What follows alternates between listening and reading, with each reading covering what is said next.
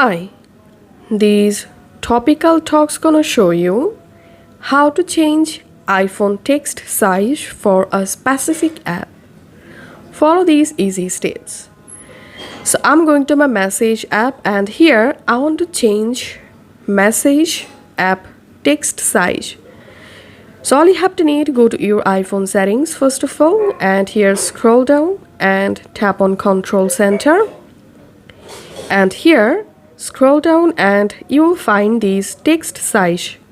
All you have to need, just add this text size to your control center. Once it's added, now go to the app in which app you want to change text size.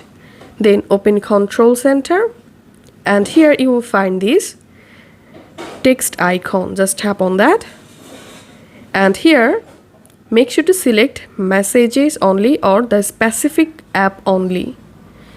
Now using this slider you will be able to change the app text size, as you can see. Now to customize text size again, go to control center, open text and you will be able to change text size again. So this is how we can change iPhone text size for a specific app. If this video helped you out, please leave a like and leave a comment down below. Thank you for watching.